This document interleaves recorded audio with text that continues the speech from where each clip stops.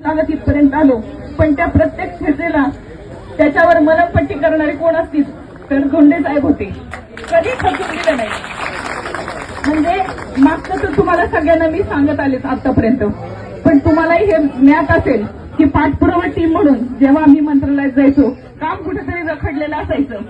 साहेब जरी इथे नसले तिकडनं सांगायचे, पण आम्ही दिवस दिवस जरी खटपट केली तर ती गाठ सुटायची नाही कधी.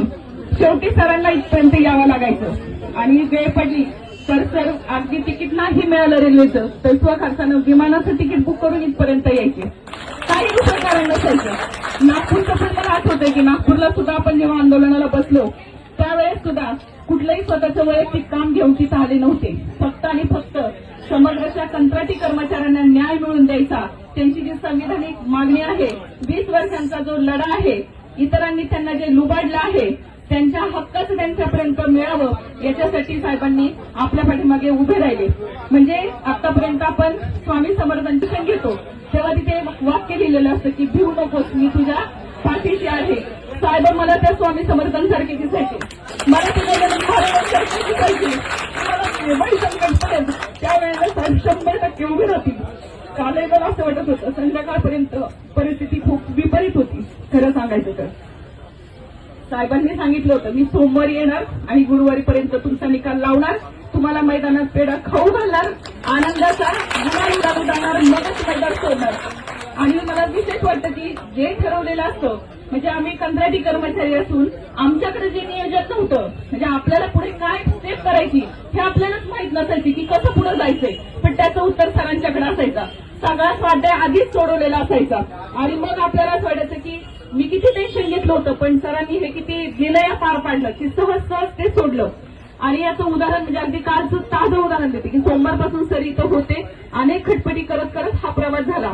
पण काल संध्याकाळी 5 वाजले तोपर्यंत आमच्या डोक्यात होतं की आपली कॅबिनेट नोट गेलेली आहे. म्हणजे निरोप तसा आपल्याला मिळाला होता आणि साहेब तर 9:45 वाजल्यापासून विधान भवनात आपल्यासाठी आदरणीय मुख्यमंत्री साहेब असतील, आदरणीय उपमुख्यमंत्री एकनाथजी शिंदे साहेब असतील, आदरणीय मंत्री गिरीश भाऊ असतील, तर ह्या सगळ्यांच्या गाठीभेटी घेऊन उद्याच्या कॅबिनेटला विषय झालाच पाहिजे याचा पाठपुरावा करत होते.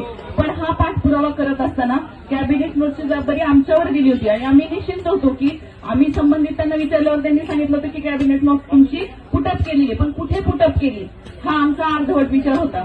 साहेबांनी तिकडनं फोन करून सांगितलं की तुमची कॅबिनेट नोट आलेली नाही, ती नेमकी कुठे आहे, कुठं पुटअप केलंय जरा चौकशी करा.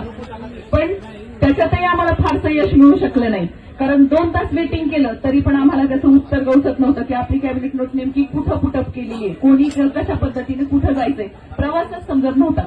शेवटी साहेबांना पुन्हा विनंती केली की साहेब इथं आमचं काहीच होत नाहीये, तुम्हालाच यावं लागेल. साहेबांनी स्वतःची गाडी घेऊन 4 दिवसाचा इथं म्हणजे मुक्काम ठेवलाय आपल्यासाठी. आणि काल असं झालं की त्यांची गाडी सुद्धा तिथे विधान भवनाच्या तिथे काही कारणाने तांत्रिक बिघाड झाला, बंद पडली. इकडे वेळ संपत चाललेली होती, 5:30 होत आलेले होते. साहेबांनी फक्त तिकडनं फोनवरनं माहिती घेतली की आपल्या म्हणजे फाईलची पोझिशन काय आहे, उद्या जर कॅबिनेटला यायची असेल तर तिथे कुठल्या पूर्तता राहिलेल्या आहेत. तेव्हा समजलं की ते वित्त विभागाला पाठवलेली आहे.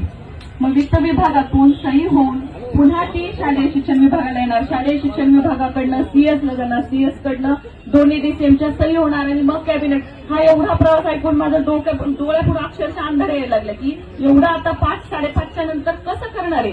म्हणजे मला असं वाटलं की झालं अजून आपला 1 आठवड्याचा मुक्काम मैदानातला 100% वाढण्याचं चिन्ह दिसत होतं आणि तेच तर करायचं नव्हतं. पण सरांच्याकडे ठाम आत्मविश्वास होता की तुमचं उद्या कॅबिनेटला विषय होणार म्हणजे होणार. आणि जरी आपली फाईलची पूर्तता नाही झाली तर मी उद्या विधान भवनामध्ये जाईल, साहेबांना भेटेल, सीएम साहेबांना, डीसीएम साहेबांना भेटून तुमची अर्जंट फाईल मागून घेईल आणि ते करील. पण सुदैवानं ज्या दिवशी साहेब जेव्हा आले तेव्हा वित्त विभागाचे सचिव सन्माननीय